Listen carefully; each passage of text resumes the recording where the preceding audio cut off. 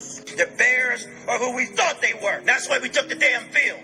Now, if you want to crown them, then crown their ass. Bears.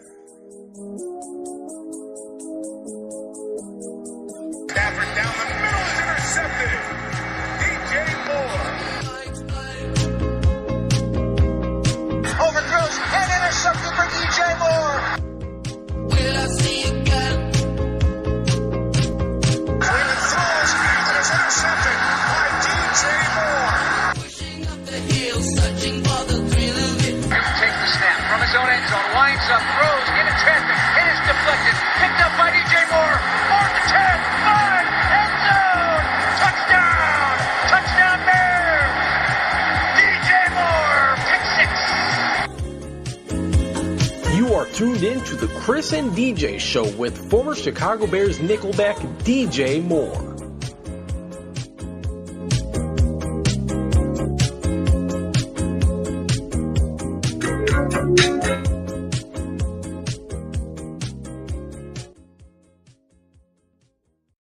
What's going on, everybody? Welcome on in to the Chris and DJ Show. I am Chris Shanafelt. He is former Chicago Bear DJ Moore. Good old number 30, as you see in the background with the throwback jersey hanging up behind him.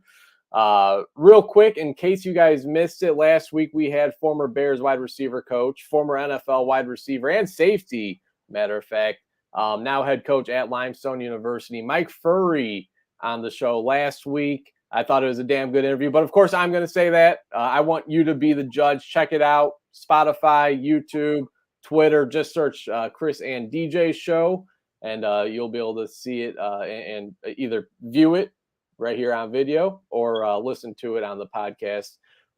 Again, Mike Furry joined the show last week. We got a great show lined up for you guys today. We'll be joined by Lester Wiltfong Jr., who covers the Chicago Bears for the Windy City Gridiron, WindyCityGridiron.com. If you guys are familiar with me and any of my work, you guys have heard Lester on the airwaves over here before, and certainly one of the better Bears follows on Twitter. DJ, what's going on tonight, man? Nothing, man. Just ready to get into it. I'm like everybody else. I mean, I'm confused on Justin Fields too. Yeah, there is a lot to talk about. There's a lot to discuss. Bears training camp obviously underway. Got 7-8 practices in. Actually got the Hall of Fame game kicking off here tonight, DJ. It was a little bit of a rain delay there in Canton, Ohio, but I think the game has since kicked off. So football is back. I mean, now with these other leagues, the XFL, the USFL, and a couple years ago you had the AAF, the spring football leagues.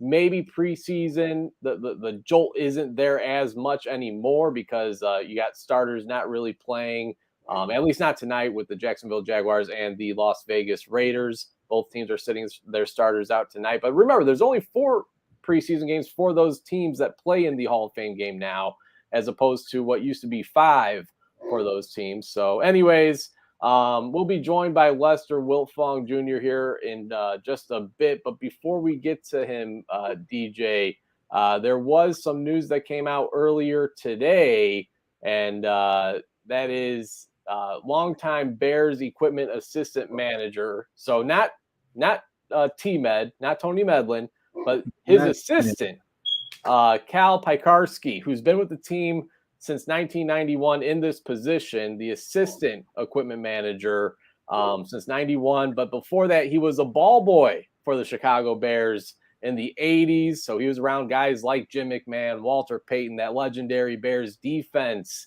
as a ball boy. Actually, here I got a photo of Piekarski doing his job, getting Jared Allen ready for game day. That's right. Remember, Jared Allen did play for the Chicago Bears at one point. Good old number 69 there with Cal Piekarski, again, doing his job there. He calls it a career today. Did Cal help you strap your pads, DJ? Did he buckle your helmet? Any words on the retirement of the long time? No. Like I'm gonna be honest with you, he was the coolest cat ever. He would always say I can't explain it, but he would always say inappropriate stuff. He would make you smile, and he was just cool. You got to be like around him.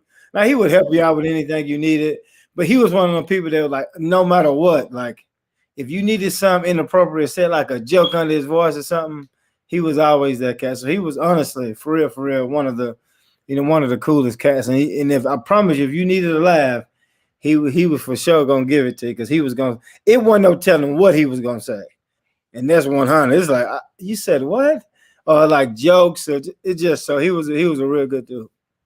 Now, every player that's been in and out of Hallis Hall, and cheers to Cal Pikarski, hell of a tenure with the team dating back to the 80s. Again, as a ball boy, 1991, he takes over as assistant equipment manager. Definitely wishing him all the best. Now, DJ, every player that's been in and out of Hallis Hall seems like they always have high praise for Tony Medlin, and I'm sure for Cal Pikarski.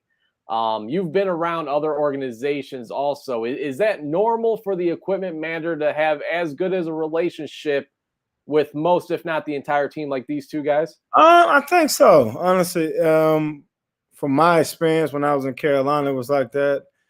Because they would, I don't know, you just talk to them a lot. And I mean, they work hard, they'll help you put your pads on, and really you ain't got to touch anything.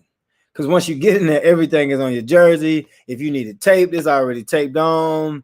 I think they take care of, like, if the quarterback needs the balls rubbed, checking all that stuff out. So you interact with them a lot. So if you need socks, if you lost socks, or whatever the case may be, it seems like in most teams, they're the thing that kind of stays the same. No matter if the coach goes, normally those guys are just like they're passing on the legacy of the team essentially. Like, I know I've been in here with everybody.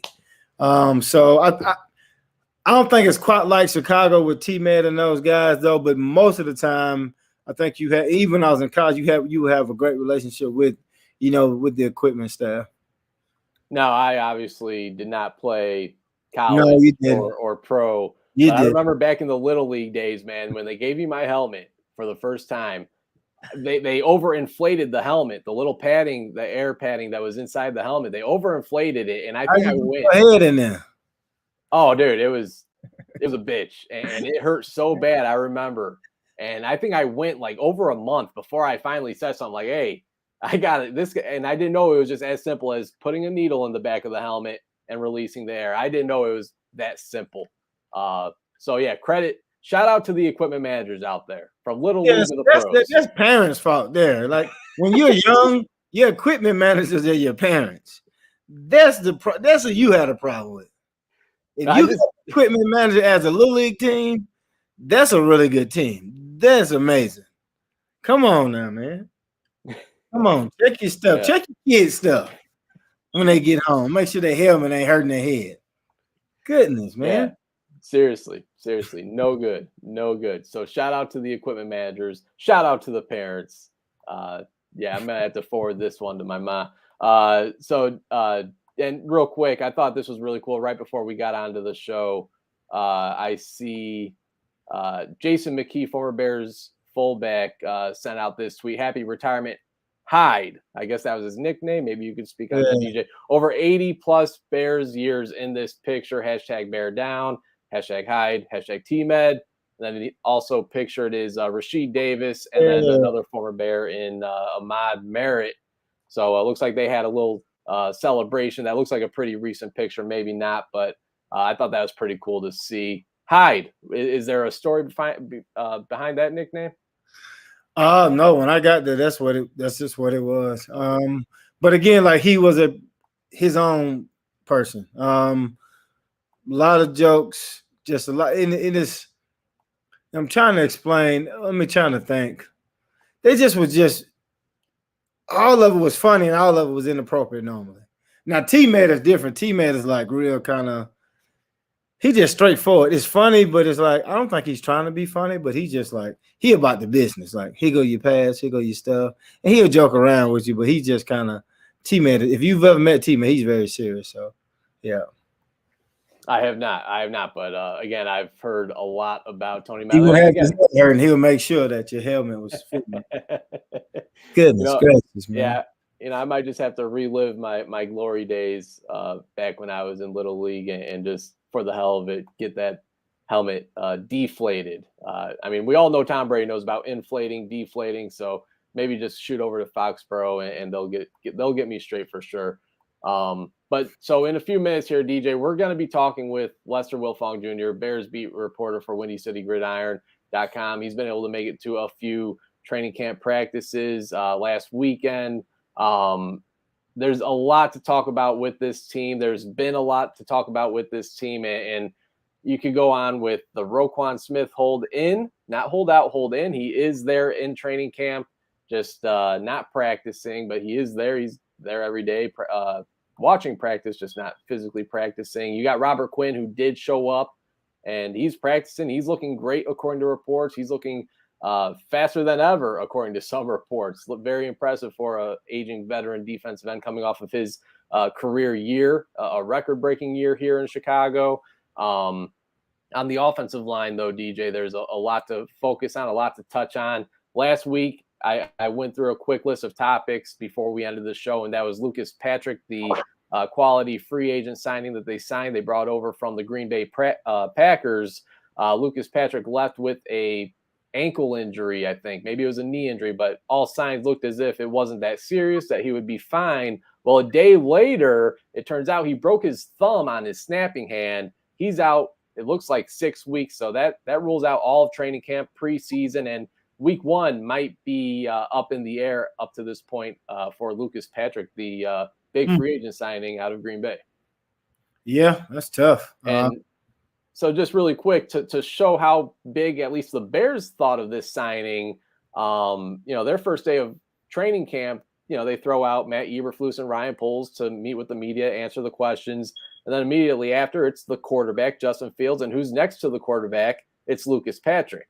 I mean, so it already seemed like they're building that chemistry, quarterback center chemistry. And next thing you know, he might not be there for week one with this thumb. He actually had surgery on it back at Hallis Hall, not practicing, obviously, out 6 weeks. But I'm not so sure he's going to be back by week one of the regular season. If he is, I think maybe they throw him in at guard for the first couple of games. Well, and we're going to talk about it. And to me, everything is about Justin Fields. So how do I protect him? And as of right now, I'm going to start a season with somebody at center that I didn't expect. You said Robert Quinn is having a good camp. Does that mean that the offensive line is having a bad one? There's always another side to the coin. We talked about I don't know, did we talk about the Campbell cat? The lineman, he said that was we ain't talked about, we will though. About ain't being there, not being there, whatever the case may be. So again, it's a lot of, you're going to put a lot on a young quarterback's shoulder, even though he's really, really athletic and do a lot of things. It's going to be interesting, especially with just the expectations of it. So I don't expect much, but I think for whatever reason, everybody else does. And we haven't came out as GM or coach and said, hey, listen, like this is, and just realistically, like, come on, like we're not trying to compete really. And I'll be happy with that, because when you don't say this, like, oh, I think we're ready. Like, I don't, you know what I mean? I don't see it. So I think with another injury, the injury like this, somebody who you wanted, who you really wanted and really needed, especially at the offensive line, and Montgomery at running back, we got to run the ball, man. So it's gonna be interesting, that's for sure. So hopefully he comes back and he can pick up, I guess, where he left off in camp. But we're gonna need him. Well, let's bring him in. DJ. Oh, you there? Right. Yeah, can you hear me? All right. Well, looks like DJ may have just frozen up here, but we will bring on in. There we go. All right, there we go. Am I still frozen? Well, without further ado, let's bring him in. Lester Wiltfong Jr. of Windy City Gridiron, WindyCityGridiron.com. And does a great job over there covering the Chicago Bears. He was able to make it to a couple of training camp practices. last weekend, and he joins the show now. And Lester, we're talking about the offensive line and some of the questions and some of the uncertainty there, especially now with the news of Lucas Patrick being out 6 weeks with the. Yeah, he'll come back. You know what? I was listening to you guys earlier before, and I'm with you, man. I'm not expecting this team to be competing for nothing right now. I mean, there's a lot of question marks still. I think they did a really nice job in building some areas up, but let's be real. The offensive line has still got some question marks. The receiving core has a lot of guys that are unproven. The secondary is very young. So this group's as fans, it should be fun to watch them come together. But I'm with you guys. I'm not expecting a playoff contention this season. The only question, this is a question that I have, and I want you to be honest with me now. Justin Fields, right? And I know it's been a lot. Is he good or is he not? And don't give me the in between. I seen you grit your teeth. You know what I mean? Is he good or is he not? Right now, no. Right now, he's not good. Right this second, he's a second-year quarterback coming off a bad rookie year. Yes, there was some issues with the talent around him. Yes, there were some issues in Matt Nagy's whatever the hell he was trying to run last year. So, but right now, if we're being honest, he's not the guy. And in the camp, he's been up and down. I believe that he has the potential to be a legitimate franchise quarterback in the NFL. But if we're being honest, right now, right this second, if he had to go play a game right now, I don't think you can call him a really good quarterback at this exact time. You've been at camp. So what is he like? Where has he been good at, and then where has he been bad? Well, I was over the weekend, and the first day he was on fire. I mean, it was like he ended the team portion I think it was 10 for 10. Real crisp. The one thing I did notice when I was there, and a few of the guys that we had that have been there is they're saying the same thing. He's a little quicker to check down this year. He's not trying to force too much stuff, in practice, which in years past, we always heard Matt Nagy talking about, we want our quarterback to take chances. This is the time to make those mistakes, try and force it in when it's not there. And I don't know, maybe it's just a different philosophy where Luke Getsy's offensive staff says, hey, don't make that play because you're not doing that in a game. Practice what you're going to do in a game situation. Mm-hmm. If it's not there in practice, check it down to Kerry Blasingame. Check it down to Cole Kmet. I think that's one thing I think that I've seen. Plus, his throwing motion seems a little tighter. Looks like he may be holding that ball a little higher, a little tighter to his chest, which kind of shortens that motion up. And like I said, I've seen the flashes a season ago. I've seen some flashes in camp, and I'm excited to see him grow throughout the entire season. Lester, thanks for joining the show. Good seeing you. Good hearing from you. Sorry about the technical difficulties there. Good. Appreciate you, DJ, for taking over. I see the experience has kicked in, my friend. Pro. So I don't know how far I got into before I was cut off, but that's live technology for you. You didn't get into anything. Okay. No. Okay. So, anyways, I know, I know one of your main focuses when covering the Bears and just football in general is the offensive and defensive line in the trenches. Bears signed Lucas Patrick in the offseason. Very first day of training camp, he leaves, I think, with a leg injury, whether it was a knee or a ankle. I forget what it was. Turns out it wasn't that serious. But then like a day later, we get news that he broke his thumb on his snapping hand to make matters even worse.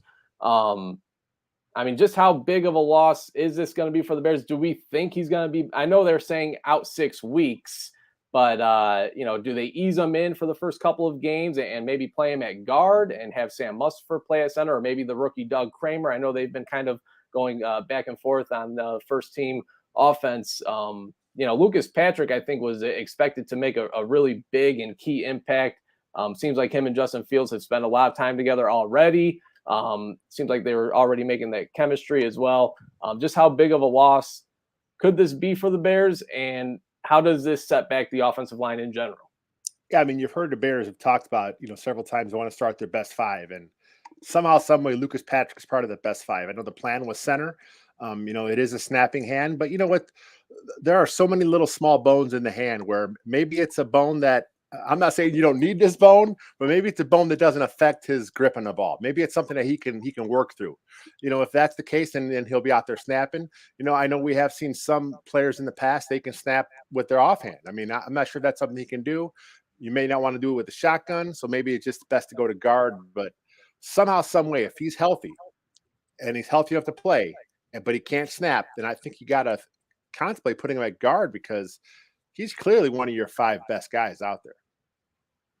And I think the whole off, and me and Chris have been talking about offensive line. Who's going to be starting at the defensive line? I know you got Quinn, but everybody else seems like it's not guys that I just know offhand. So who are those 4, or really, I guess about 8 guys? Normally you have that that rotation. Good rotation, yeah. I mean, it looks like it's going to be a Justin Jones, the 3 tech. I mean, that's the guy they signed. They paid him, decent money. I mean, it wasn't the same money that they gave to Larry Ogunjobi, but they quickly pivoted when they didn't get a chance to sign him. They got Jones. He's looked pretty good. The stuff I've seen in camp, I talked to my guys that have been down there. Once the pads went on, he started popping a little bit. He's excited to play 3 tech. He hasn't been able to play this position in his career. He was kind of used differently with the Chargers. But the 3 tech gets an attacking position, so he's gonna shoot his gap. He can't shoot it too far. He's got to have good gap control, But he's excited to be able to play in this style of defense. Then you mentioned Robert Quinn. I mean, it looks like he's going to still be here. I mean, there's no trade on the table. And then the other defensive end is probably Al-Qadim Muhammad from the Colts, who has he's flashed as well. I mean, I heard you talking about are the defensive linemen looking good, or is the O-line looking bad? I think it's a little bit of both. Right now, the O-line is a bit unsettled, but with Muhammad, he's coming off his best year as a pro. He's been in the scheme for 4 years with Coach Flus. He knows what he's doing. Quinn, of course, we know what he brings to the table. Travis Gibson is your other edge. He had a 7-sack season a year ago in a part-time role. Kairos Tonga, Angela Blackson. I think the D-line is going to be solid. And then if a couple of these young guys step up, they have a chance to be really good. The Bears' key offseason signing, Lucas Patrick, obviously, but it was supposed to be Larry Ogunjobi, the 3 tech. He failed his physical. Now he's on a 1-year deal with the Pittsburgh Steelers. The Bears ended up signing Justin Jones, formerly of the Chargers. Just how much of a drop-off is that, in your opinion, from Ogunjobi to Jones? How much of a drop-off, if at all, is that? I know he's been kind of a pleasant surprise, at least, I mean, early on in minicamp, the first few days of training camp. I thought I seen reports of him looking good because when looking at Matt Eberflus and his defense, just going back to his days with the Indianapolis Colts, it seems like you need the 3 tech. In Indianapolis, he ended up trading quite a bit of draft capital for DeForest Buckner. You need that linebacker, obviously, Leonard, and then now you got Roquan Smith here. Hopefully that hold in ends pretty quickly, and then you got the nickel. And I'll ask you more about the nickel position, but we know how important that was in Indianapolis with Kenny Moore being a Pro Bowl player out there. But just with the 3 technique and that defensive line, Lester, Justin Jones, it kind of seems like this was a second place prize for the Bears because they didn't get their first place prize in Larry Ogunjobi. But Justin Jones, I got to think his impact on this Bears team needs to be felt. Throughout their career, the highs from Ogunjobi have been much higher than Jones. Jones has been a steady player in his career, but with Ogunjobi, he's a little inconsistent. That's the one thing I noticed when I had a chance to go back and watch some stuff he did with the Browns, with the Bengals. He'll flash. He'll make some really big plays, some TFL, some sacks, some QB hits. But other times he's just taken out of the play. I don't know if that's just a mental thing or what that is. But the Bears were high on him. The Bears, they gave him a lot of money. And of course, it didn't work out, but so they were high on him. They thought they could kind of unlock, his full potential and be, really the engine in that in the defense as that 3 tech spot. But like I said, they quickly pivoted to Jones. His film's a little more consistent as far as what he brings you. There weren't as many of the splashes. That's the one thing you weren't getting. But you hear him talk about it. That's not what he was asked to do. He was more of a 2-gap kind of a plugger when he was with the Chargers. Now here he is. We'll see what he can do as that penetrating disruptor in the middle of the Bears defense. And then just going on with the importance of at least those 3 positions. Obviously, all 11 are important, and I'm sure DJ will love this. But the nickel position, The nickel, big, yeah. So I assume You're right. when they took Kyler Gordon with their first pick this year in the 2nd round, I assumed that he was going to be playing opposite side of Jalen Johnson. I was listening to a couple podcasts, one the CHGO podcast, and Adam Hogue actually said that he could see Kyler Gordon actually starting the season at the nickel position and Kindle Vildor playing on the opposite side of Jalen Johnson. Do you agree with that? And does that kind of just explain just how important that position is to Matt Eberflus's defense? Yeah, that seems how it's trending right now. I think part of it is because Thomas Graham is injured. He kind of had taken over the nickel role during the OTAs and the mini camp there. He has a hamstring injury now. So, it has been, Kyler Gordon getting some starts on the outside during camp, and then he quickly comes into the nickel. He can do both. That's one thing that DC Alan Williams talked about is they liked his versatility. I think it bodes well for a rookie if they have enough confidence in him. Say, hey, look, we're going to have you at an outside corner, and then if we like the matchup, we're going to kick you inside. That's good for him. But like you said, it's an important part of this defense. They're going to be in nickel, 60% of the time, if not more. So that guy has to be a physical presence. He has to be smart in his own responsibilities. And I think with Kyler Gordon, they always say if you're not a starter, the nickel, that's a starting spot. I mean, he's a starter if he's a nickel. So I think that's a good use of the rookie's talents at this point. No, and it makes sense, and I'm happy people talking about nickel in general. Yeah, it is a tough. I think it's the toughest spot on the field. And I think he's a cover 2 base defense, correct? Yep. Yeah, so you got to play zone, but you also got to fill that open gap sometimes. And every team does it. You got to guard the number 1 receiver. It ain't the 3rd receiver. The 3rd receiver goes outside. The number 1 receiver moves inside. So you got to really, really, really, really trust whoever your nickel is, because they got to be able to do everything. And when it's 1-on-1 in the middle of the field, it is tough. So if you got a cover 2 defense, it is very important, like y'all were talking about, the 3 technique. I think the will linebacker who gets all the tackles, and then the nickel who has to come in and do a little bit of both. So that's why they call me the baby back. I didn't want to tackle, but I got the name anyway. Sticking with the secondary, Lester, and again, he's Lester Wiltfong Jr., editor-in-chief at WindyCityGridiron.com, joining us here, Chris and DJ's show with former Bear DJ Moore.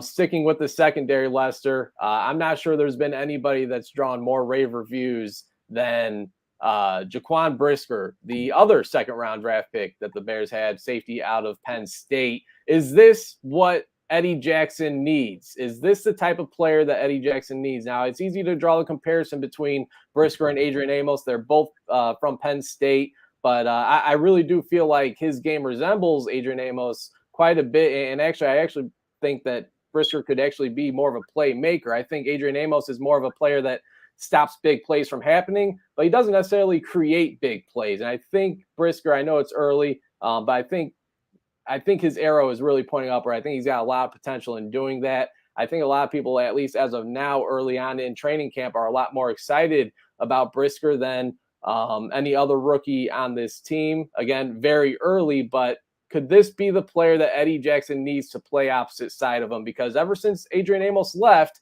and you had Clinton Dix and you had Tashawn Gibson, Eddie Jackson has looked like a different safety. Yeah, I mean, it helps having the guy that you trust. For one, you have to trust the guy that's back there with you. And, he's talked about it in the offseason that with Brisker, he's a guy that can go down and play in the box. Now, he's not just a box safety, but he's a guy that can play that physical role in the box when that kind of helps free up with Jackson now to be more center field stuff when the Bears do some single high stuff there. Like when I was there, I saw Brisker all over the field. I mean, he was back in 2 deep. He was single high. He was doing some stuff up towards the line of scrimmage as well. And then with Eddie Jackson, he's another guy that I know his tackling is always going to be an issue, but he's has good success playing up in the slot when he's tight because he's such good in coverage. So if you have a guy like Brisker, like I talked about with Gordon, if you like the matchup with Eddie Jackson on a tight end in the slot, now as a defense, you feel comfortable making that move because you trust Brisker to be smart and sound with his assignment to play deep. Yeah, and you talked about it really, and we don't. I think we're not giving Clinton Dix and Gibson enough credit because they outplayed Eddie Jackson both years they was with him. It just wasn't a good fit. Like they didn't mesh well. That's what. Well, they just played good, and he didn't. There it is. There it is. Okay. That was it. You know what I mean? Because you came into it and like, man, like you picking stuff off, you doing this, and you thinking more like Ed Reed, just go around and make plays. And I'm talking to Chris. The hard thing is going to be for him is if the D line is not getting pressure, he can't just go. So if he can't just go and read, then there's nothing that it takes away who he is. And that's why I was thinking, listen, if you got a young safety, if somebody want him that has a rush, like he gonna go make some plays, you trade him. I think he's good. But if we're not trying to win, even with Quinn, like if we're not trying to win, then go get pieces or picks or something to try to rebuild it. Because if Quinn goes out next year and doesn't have as many sacks, but then you can be like, oh, I want to trade him. Well, he just came off a record-setting year. And even with Khalil Mack, and Chris was beating me up. I said, man, you probably should have traded him a couple of years ago. He looked at me like, why would we do that? Well, because you know it's going to come to an end at some point. So get something when you can, especially when you're not trying to win the Super Bowl, unless I don't know. I mean, Justin Fields randomly starts to throw touchdowns and do random. Hey, the Cincinnati Bengals gave every fan base hope, right? Huh? The Cincinnati Bengals gave every fan base hope, right? I mean, you got the Jacksonville Jaguars tonight thinking they have a legit shot at the Super Bowl. Well, no, but honestly, every team nowadays, anyway, because the offensive play calls are making it easier for the quarterbacks. Yeah. It's like your second year, you should be doing something. And it's just not, for whatever reason, at camp, you should look good because unless it's changed, the plays are scripted to where I know what defense you in, the coach knows what offense I'm in. We're going to run it to where this play should look good for you. This play should look good for me. You should look good at camp. You just should. It shouldn't be like a mystery. They're doing the same thing over and over again, and they can't even hit you. Shit, man. This ain't the Browns. You ain't going to get sacked 8 times. Throw this hit to somebody. You know what I mean? So, I don't know. It's gonna be it's interesting. But again, in Chicago, I know halftime you're losing, you're gonna get your ass booed. It's a problem. You know what I mean? So, but I think you gotta fess up and say, hey, listen, we just not there, and we gonna go and try to figure this thing out. And we may have to trade away pieces that you think should stay, but we just keeping expensive pieces and paying them for what? To lose? You know, I don't know. With Quinn, I think Quinn is for sure. I mean, that makes so much sense. He's in the block. I mean, if the right deal comes around, I think they got to pull the trigger. And then I don't really think about Eddie Jackson, but I guess that does make sense. I mean, they did sign Dane Cruikshank.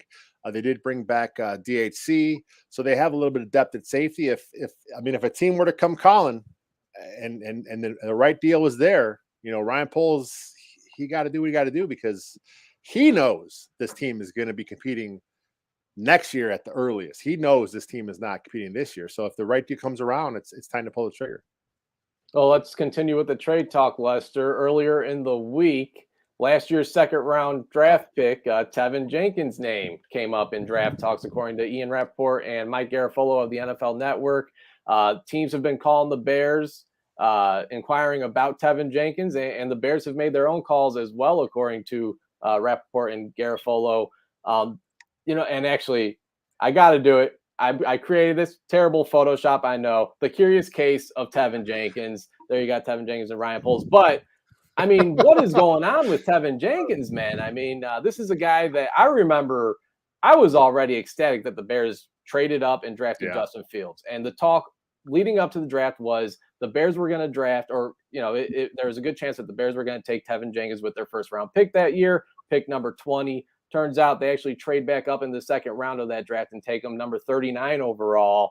And it's been, I mean, I hate to say it, a headache ever since they selected them. Missed, the first 10, 11 games of last season, had to have that back surgery. And now you got this. And the most confusing part of it is that there's really been no context as to why he's not been out at practice. Matt Eberflus, when asked about him, says, oh, he's been working with the trainer. Initially, it was he woke up with something. And then, questions keep coming. Oh, he's been working with the trainer. And then goes right into Thomas Graham Jr. Oh, yeah, he's got a hamstring. He's going to be out quite a bit. And then turns out today that we worked out a couple cornerbacks. Tevin Jenkins, can you make any sense of what's going on with last year's second-round draft pick? I mean, at the end of the day, it's just not Ryan Poles' guy. That's what it's starting to seem like. He was picked by the old regime. Greg Gabriel had an article for us a couple days ago, and he talked about some of the stuff that he reached around to some of his contacts throughout the league. And, there were a couple teams that took him completely off their draft board for stuff that not injury, other stuff, the love of the game, stuff like this. They just took him off their board completely. So, I mean, those whispers are out there. There's some talk about that. There's been some rumors that he doesn't get along with the O-line coach. Maybe there's some friction between him and the head coach. Who knows? But like you said, there is no transparency. I mean, no one knows what's happening. It's just, he's injured, then it was injured, and then he's worked with the trainers. He goes on Twitter a couple of days ago and he tweets that he's good. Okay, well, if you're good, then where are you at? I mean, if it really is a case of he's pissed off because they put in Braxton Jones and Larry Borum at the tackle spots, if that pissed him off, well, then get out there and work and take that job back, because as most fans, like I expected, once the pads went on, Jenkins would take that job back because he's physical, he's mean, he's nasty. It never got to that point because he hasn't practiced in camp at all. So I want to see him stay because I'm a fan. I love what he did in college. I was high on him last season. It's just like you. I thought he would be their first round pick at 20. But, it's like I said, since the pick has been made, nothing but a headache. So this is not a Ryan Poles pick. If you can get something for him, I think he's going to do it. Yeah, again, just a very wild case there with Tevin Jenkins. I mean, you don't really see a pick drafted as highly as him, even with a new regime, get shown. And again, we'll see how this all plays out, but it looks like the end could be near for Tevin Jenkins. But we will see. We will see. He gonna have a new beginning. Yeah, right. Sticking with the O-line, though, I mean, this is a position group that we could talk all show about, though. Lester, they brought in a couple of veterans a couple of weeks ago in Riley Reif. They signed him to a 1-year deal worth up to $12 million. I believe 10 is guaranteed. That's starter money, or at least being brought in this late. That's certainly, you would think that's a guy that's going to be starting. Well, Braxton Jones has gotten most of those snaps still at left tackle. Braxton Jones, the 5th-round pick out of Southern Utah, rookie, and then Larry Borum at right tackle. It sounds like we could see Riley Reif playing some right tackle, or he's been getting some snaps there as well, kind of going in and out with Larry Borum. But Reif has been on record saying he prefers playing left tackle. Mm-hmm. He has experience playing both left and right tackle. Riley Reif, where's his position at here with the Bears? Is Braxton Jones, the rookie 5th-round pick, going to be the day one starter at left tackle? I mean, if we were to go by what they've been doing the last few days, yeah. I mean, he's been getting the reps at left tackle the last couple of days. They put Riley Reif over to the right side as the starter. They're kind of working in Larry Borum at the right side as well. So at this point, yeah, he's getting starter money, but I think a lot of that is based on incentives. I think at the end of the day, he's one of your best 5 with Reif. I believe he's going to be starting in there at one of the spots. Right now, it's a matter of Braxton Jones. Can he make that next step and take that job? I mean, he has nice physical skills. He has good length. He's pretty quick, but a rookie offensive tackle, that's a tough spot to play in the NFL. Yes, it is. Is there any notable news on the backup quarterback spot? I mean, does Nathan Peterman have a chance at beating Trevor Siemian out? It's funny. When I was over the weekend, I was talking to my guy. I'm like, Peterman has been one of the worst quarterbacks in the NFL, right? The times he's played in games. But when you watch him practice, and he's crisp, it's there. I mean, he looks like he belongs, but, we all know who he is. It's like, I'll say this. He's better than Tyler Bray. I don't think the Bears will carry 3 guys. I think it's going to be Trevor Siemian as the backup, and I think they're going to probably sneak Peterman back through 2 of the practice squad because I can't see nobody signing him. I think they'll keep him around, but it's going to be as a practice squad guy, not on the 53. I remember when the Bears signed him initially, I thought maybe it was just a confidence booster for the defense. Yeah. Matt Eberflus pulling the strings there. They need that sometimes. Yeah, absolutely. A few more questions for Lester Wiltfong Jr., editor-in-chief at WindyCityGridiron.com. Does a great job covering the Chicago Bears and has done so for a number of years. All right, let's talk about the position group that has gotten a lot of talk this summer and really all offseason. The Bears have done nothing to surround Justin Fields with talent, and that's the wide receiver position, headlined, of course, by Darnell Mooney. All reports I've seen is that he's been looking great. Routes looking crisp, making plays in training camp, looking like the team's best wide receiver, which of course he is. So that's great to hear that there hasn't been any type of downfall with Darnell Mooney. So good to hear that he's still on track and the arrow is pointing upward for him. But after Darnell Mooney, there's a lot of questions, Lester. Obviously, Byron Pringle was brought in, and there's some familiarity there with him and Ryan Poles from their Kansas City Chiefs days. He was brought in free agency on a 1-year deal. Equinemius St. Brown followed Luke Getzion over from Green Bay. Sounds like all reports are saying he's having a great camp as well. And then just recently, they trade for N'Keal Harry, a conditional 7th-round draft pick to New England for the former 1st-round pick out of Arizona State. And then you got some other veterans, Tajay Sharp. You got Dante Pettis, who were late additions in the offseason. What do you make of this wide receiver group? And is it as bad as the national media is making it out to be? I think on paper it is, but I think once they get things going, once they're schemed open, that's the thing we didn't see as Bears fans. We didn't see, Nagy do a lot of stuff to kind of get his guys open. You can't just, rely on them to do it on their own. You got to try and do some stuff. I think that's one thing with the Shanahan style offense. You will see the picks, you'll see the drag routes, you see the guys, they'll do stuff to get them loose. And then, you mentioned a few of the guys. I think with the guy like Equinemius St. Brown, he knows the system, so he has that, going in. He understands what he's supposed to do, and like you said, he has looked pretty good in camp. I mean, he's 6'5". He's a 4.4 speed guy, big body. He's a pretty good blocker, and we all know the Bears are not going to be able to they're not going to throw the ball all over the place. So you want to have those guys out there that can do a little bit of that block and stuff. And with St. Brown, he can stretch the defense. I think he's going to win that X job. Of course, with Mooney is going to be the Z. And then Pringle, it's a 1-year deal. I mean, they brought him in. He was their big free agent receiver, but it wasn't huge money. I think he's making $3-4 million for this coming up season. So yeah, he'll start for you probably in the slot. And then, it's a prove-it year for him too. I mean, if he has a big season, they may look to re-sign him to something, but right now, I mean, it's a question mark, is he going to be worthy of the next deal down the road? So, and then you didn't mention the rookie Ellis Jones Jr. They're going to scheme some looks for him. 4.3 speed. When I was there and the guys I talked to that were there, his speed is real. I mean, he blows by defensive backs, and he's just, he's a physical player as well. I mean, he's not, he's not like Mooney, or Mooney was like coming out in the league who's 5'10", 170. This guy's like 5'11", 200 pounds. He's built like a sprinter. And that's what he has been. And that's what he's going to be for the Bears.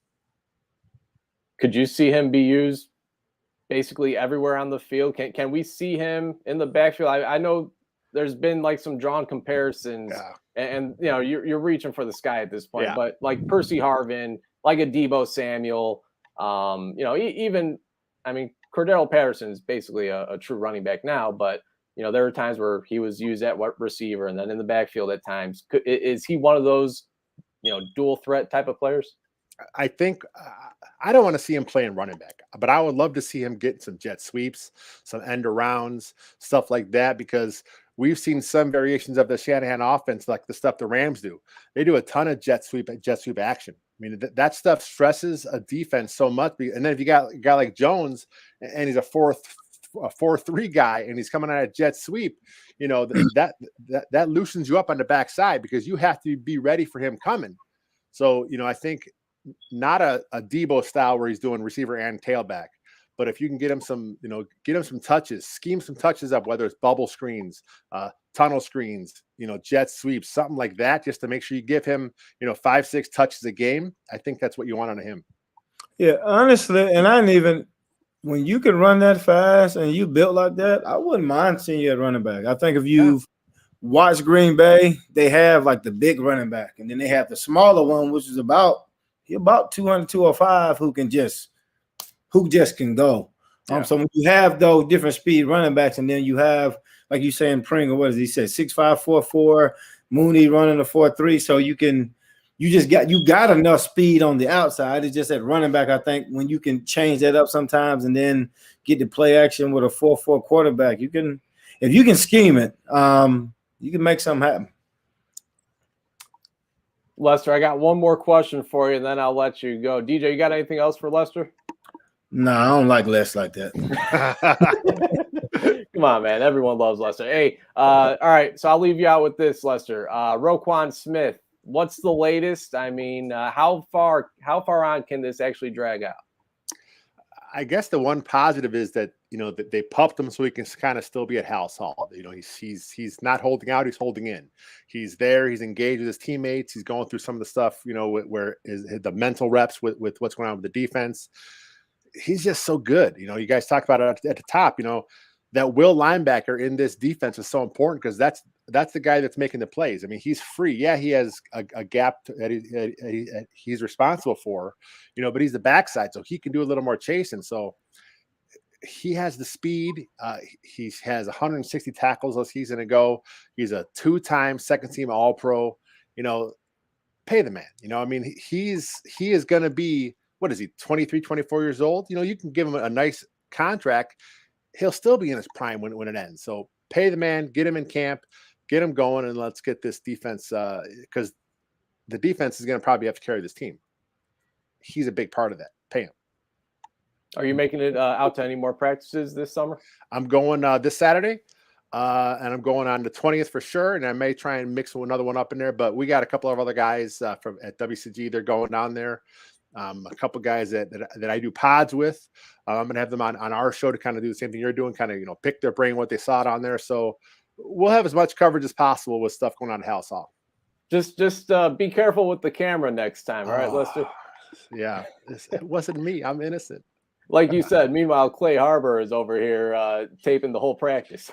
I don't know, man. It's different rules. It's okay. It is what it is. It's fun. We'll see. Hey, Lester, you've been awesome. Been great, especially the last few weeks and the last week and a half now, keeping up with your training camp updates. Appreciate you hopping on the show tonight. We'll have to get you back on here very soon, especially without these technical difficulties on my part. My apologies. But before I let you go, let the people know where they can check you out at. WindyCityGridiron.com. We also got a podcast. I host 2 of the 5 or 6 shows we got on there. And of course, our video home is at Second City Gridiron. And then I'm on Twitter at WiltfongJR. Thanks, Lester. Have a great night, man. Thanks, guys. Take it easy. There he goes, Lester Wiltfong Jr. of WindyCityGridiron.com, an SB Nation website for the Chicago Bears. Great work there. And again, he's been doing that for a very long time. So be sure to check out what he's got going on over there. WindyCityGridiron.com. Yeah, DJ, these damn technical difficulties kind of throwing me off my game, but we're still here. We're all good. It was cool because I didn't know if you went off. I thought whenever you went off, it would go off. Yeah. But it didn't. So it's fine. That's what we're here for. And even last time, my internet and power went out because of storm. So it ain't no big deal, man. You keep rolling with the punch. That's exactly it. So, yeah, I mean, there's been mixed reports on Justin Fields. I missed his most of that answer, but I hear if he had to choose one side or the other, he ain't looking too great. Well, I watched, and I think it was a longer interview, but it was about a minute long. And the reporter was saying, like, essentially he was just talking like, yeah, you looking bad, da-da-da-da. I mean, the way he phrased it, I was like, wow. But you can tell, I mean, he got upset, about it, like, well, y'all don't know, y'all not there, or whatever. So it was, I think it's getting to him because when you're in Chicago and what's different, like when you have that big market, is like when you're that guy, like you're the guy they're gonna talk about. No matter if I don't have receivers, no matter if my offensive line broke something, or no matter if I got a rookie at left tackle, none of that will matter. It will be on you. You know what I mean? So, and I think for him, if he can figure out a way not to let it get to him, because it's hard, man. You gotta turn the TV off because all you're gonna hear is you suck, you sucky from your own people, right? And then from the national media, they're gonna take it and be like, yeah, he is sucky. You know what I mean? And it's and that's a lot, and that's a lot to Can't bear. turn the TV off though. Can't turn the TV off. Man, you have to. Like you now, unless you can just take it away because you're human. Like you can't. It's just going to get to you. I hear you. So last year, it's going to eat you up. Or no, actually, it was 2 years ago. Trubisky was at a press conference and he said, a lot of people were, because this was after the 2018 season. I think it was at some point in 2019, maybe even 2020. And obviously they weren't living up to expectations. And he said in the press conference how, I made sure I turned off all the TVs in Hallis Hall, this and that. And man, did the radio have their way with them after saying that. I mean, it's still a soundbite today, I think, on some of the sports radio shows here. So if you turn the TVs off, Justin, just don't mention it. Oh, okay. But a couple things here, and then we'll end the show, DJ. We are going to go ahead and do the Throwback Thursday moment of the week. And I'm going to go back to the 2010 season, Philadelphia Eagles versus the Chicago Bears. And actually, the Bears ended up winning this one decisively. But there's this play that was made on a Hall of Fame linebacker by the name of Brian Urlacher. Like I said, some of these moments are going to be great moments. Some of these not so great moments. Some of these might have nothing to do with you, DJ. But I figure the first couple will roll out and. That's fine, bro. Yeah, I mean, my memory is pretty legit. All right, so we'll go ahead and play the video here. Drama, $154. Pass of the day. It really is. You got four defenders close by, and you got a stuttered go by Brent Selleck, and Michael Vick shoots it in there over Brian Urlacher's shoulder. Beautiful play. I mean, that was just a sharp throw. Great throw by Vick. Got it right there where the pass needed to be, because not only here's a really good solid picture. So you got 54 yourself, then you got 87 Brent Selleck, and then even Chris Harris is there in the picture. I don't know how that throw wasn't deflected. We was in cover two. Normally me and Urlacher sometimes would switch, and my thing was I read everything well. I'm technically not supposed to be there at all because he's the middle run through player. I'm running and I see him about to throw it, but as I'm running, I'm seeing Urlacher and I'm thinking to myself, he's gonna make the play, because I felt like I could have undercut it and jumped, but I'm seeing him and I'm like, I know he's gonna make the play or whatever. So because I had to be, he threw it a good bit. I had to be 40 yards down the field. I'm the nickel. I shouldn't. That's because think about it. It's the middle linebacker is me, and then it's a safety. We should never, you know what I mean? So I'm just reading it, and I'm like, yeah, I'm about to go get this one. But then I swear to you, I'm looking at him because I think 2010 was I don't know, once you start studying stuff, you can see everything in slow motion. I'm seeing it in slow motion. And I'm just running man, you can just feel like you can move the people out the way. And I see him, I'm like, oh, he about to get this. So I go to kind of jump, and then I kind of pull my hands back, and then when he catches, damn. But really, it was he just threw. It was the throw just was good because you couldn't make that happen. 9 times out of 10, you're not gonna make that happen. I don't think anyway. So the Bears actually won that game 31-26. When that play was made, it was 31-14. Ended up 31-21. So the game was out of hand. It was just one of those. Yeah. But that was the season where Michael Vick was just tearing it up and was having a great year.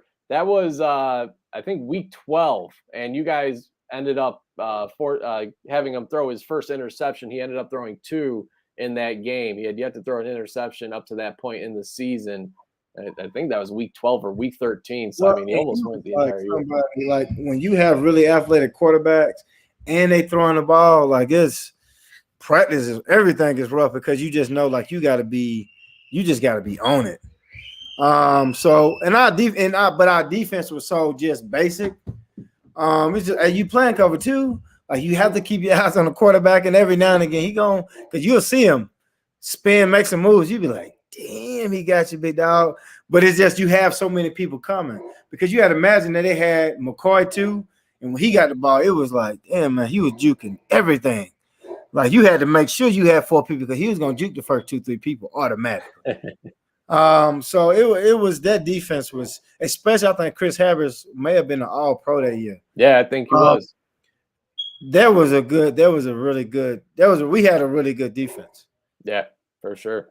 Chris Harris, we don't get to talk about great safety play here in Chicago very often, but Chris Harris, one of the more underrated players, I feel like, in Bears history, and then went on, played some really good years in Carolina before coming back here in Chicago.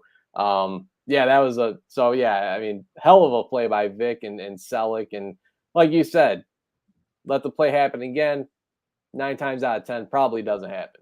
But hell of a play, hell of a picture here as well. So gotta maybe get you to sign that and maybe have a giveaway or something.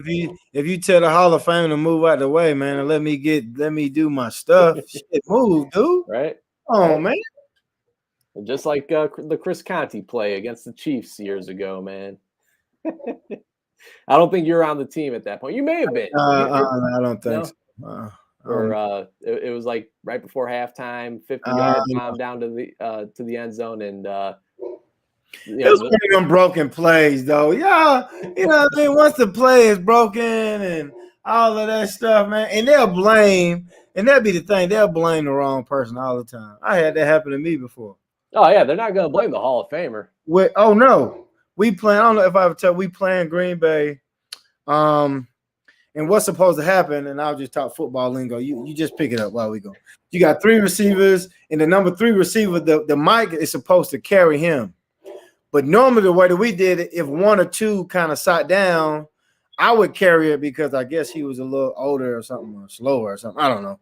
So I would be like the run-through player sometimes. But sometimes it would get confusing to where if they get to a certain point, if the number 2 receiver breaks out, I have to go out and I can't like carry it, and he has to carry it. So I think he did something and forgot, and he didn't carry the guy. But he scored. I was easy. Run down the middle of the field. Shit ain't nobody on. Don't draw run in the middle of the field. He looks at me though, and he kind of like stares at me, and I'm like, hey man, like what are you looking at me for? They watching TV thinking it's me. Like you can't look at me like that. And he laughed and like kind of pushed me and shit. And we run out of the field laughing. But it's like, yeah, man, like, you know, they gonna blame me. They ain't gonna blame you, man. Like, do your job. So it was honestly, like, the coolest thing that I like when you playing with Lance and Erlach and like the cast, it was just cool, man. I can't explain it. Everybody like just did their job, and that was Lovey's whole thing was the start of defense is a defense. So you have, you know, everybody, you know what I mean, would make plays, but everybody understood their role so much. It's like, hey, man, like, I know I'm playing nickel, and I don't be out all the time, but your ass did that wrong, dude. Like, you confident enough to say, hey, man, no, that was you, man. But on TV, they going to say it with me, but we know that was you, man. So, and this will be the last question, then we'll wrap it up. And I don't want to make this all focus on the 2010 Bears, even though it was a hell of a defense, fun defense, but a player, you know, I mentioned Chris Harris, one of the more underrated guys. How in the hell was Tim Jennings able to produce as well as he did in that defense? Led the NFL in interceptions one year, I think, with 11. The next year, he had 9 interceptions. You know, I mean, how was that? It was confidence because Tim was already really, really fast. Because when he came from the Colts, he did not have that confidence. So that first year he didn't play. I don't think he played at all because it was more so I think with maybe Zach, and he would struggle even when he was in position to struggle. He would struggle to just catch the ball. And then I think coming into that year after that, Marinelli started to call him like Hawk or something. And just literally just all he did was just call him Hawk. And all of a sudden he started to catch the ball out of nowhere because he wasn't catching shit. Like he would hit his hands and it would just bounce off. And then once he started to catch it, and I think he picked off Aaron Rodgers, which I could never I can't get my hand on this damn ball to save my life. He's doing this shit like perfect. So he picked off Aaron Rodgers and then he started like picking off everything. And it just started to happen. And literally you just kept, and at practice it was like that. So once that confidence went here, and that's what it is in the NFL, it's just your confidence. Like you can play, but if you get out there and just mess up a couple times, you lose confidence in yourself and your team, you lose confidence in you. But to me, for him, it was just a confidence thing. And once he got it, shit, he took off for sure because he had never played like that ever. Like even with the coach, he was never like viewed as that type of player, like going to Pro Bowls and doing this stuff. But like what was good about Marinelli, like he was always he was a confidence boost guy. Like he would make sure that you felt part of the defense, and like even with the D line, like him, like I respected him more than anybody. And I ain't never liked people who I don't think he's never ever played himself. But like to respect somebody who's like never played and like he just got it. And I just thought he was the coolest cat ever because I used to talk to him. We used to go out onto the field and I'd be talking shit. My rookie year, I'm like, man, they ain't even put me in. I'm so damn naive. I don't even know who he is, Chris. I'm just talking shit. I'm thinking because he's going out to the field so early with me, I'm thinking that he one of the equipment guys or something. I swear to you, I didn't know he's got the little gimpy little walk and shit. I'm like, man, I'm just talking and shit. And I'm like, I swear to you, I didn't really find out until the next year. And when I started playing and realized like, holy shit, I'm over here talking shit to the defense. You know what I mean? And I'm so damn stupid that I don't even know that who it is. You know what I mean? Like, so, but even then he would like talk to me and be like, oh no, it's fine. Just, you know what I mean? Do this and do this. All the while I'm talking shit about like you essentially kind of. It's just like right. It was like crazy. So but the coaches, once they instilled that confidence in him, he really did. I mean, he really did take off. Yeah, I mean that, especially that 2-year stretch, back-to-back years. I mean, I don't think we've seen a Bears cornerback play up to that level. Well, and that's all it really takes. Of those 2 years, like you do really one, you do it for 1 year, and they're just like you're good for the rest of your career. Right. And I don't think people understand about the NFL. It's like you'll see a guy like Odell Beckham will make a great catch, but it's like you really only had a couple of good years. But I remember you because you stood out this particular time, or you stood out this particular time. And Robert Quinn is a great example because you were shitty that first year when you got over here because Chris was on your ass. That's all Chris talked about. I think, and this is a guy I think you played with a year or two, I think, early on in your career. I think Nathan Vasher, at his best, he had like a year or two where he was awesome. Yeah. But when I got there, though, they were already trying to. Yeah, it was already the thing. They were trying, and he was under the coolest cat because he played for our rookie dinner too. Well, one I was involved in. He was just a real cool cat.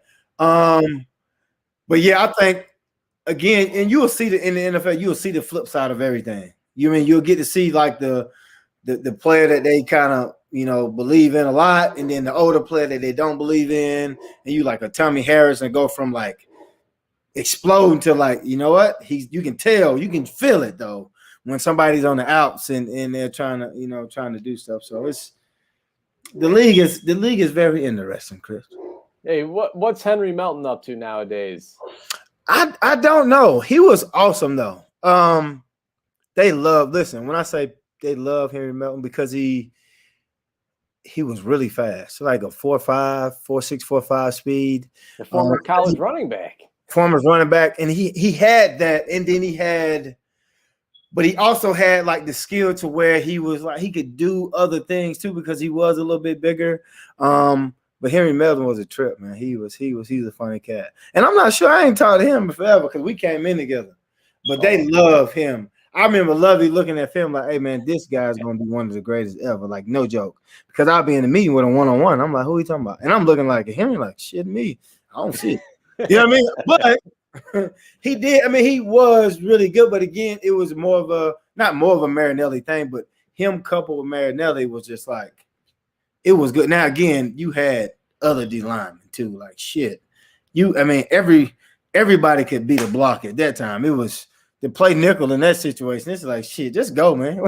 Appreciate it, I think, in the locker room because they just made it real easy for you.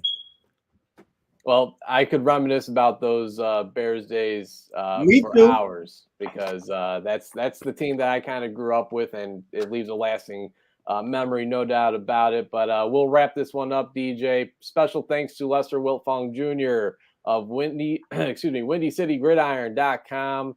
That is the SB Nation's Chicago Bears website. Again, we'll probably talk to him here before the start of the season as he'll be back at training camp this week. So again, be sure to check him out and follow him on Twitter at Wiltfong Jr. You can follow me on Twitter at Chris Shanafelt. He's at DJ Moore 30, and then the show account at Chris and DJ Show. Be sure to, of course, check out and download the podcast if you missed the show in its entirety. It's on Spotify, iTunes, YouTube, and then our Twitter pages as well. So be sure to do that. Leave comments, subscribe, let us know what you think. Appreciate the feedback. Football is here. Got the Hall of Fame game going on right now, Jags and Raiders. And then soon, DJ, we'll be talking about the Bears' first preseason game a week from today. They don't play a week from today, but next week we'll be talking about it. Bears and Chiefs, which means Matt Nagy is returning to Chicago. It's only a preseason game, but I'm sure is going to let him hear it. Yeah, you got to. That'll be interesting. So I'm excited to see that. And with the football starting tonight, we talked about it before. You usually got to make football the start of the year because everything starts. School starts, football starts, and it seems like the summer's over. She used to have just a big parade or something. So here it is, football's here, and let's go. Yep, you got that right. All right, DJ, we can't end the show without final words from DJ. So today, man, just don't forget to tell people that you love them. Don't assume that they know that you love them. Just your kids, your neighbors, your enemies, all that good stuff, man. Tell somebody you love them and mean it. I love you, Chris. Love you, DJ. Love you, brother. Have a good night, and that'll do it for the show. Again, he's DJ Moore, former Bear. I'm Chris Shanafelt. Appreciate everybody for tuning in. We'll be back next week, same time. Until then, have a great week, and bear down.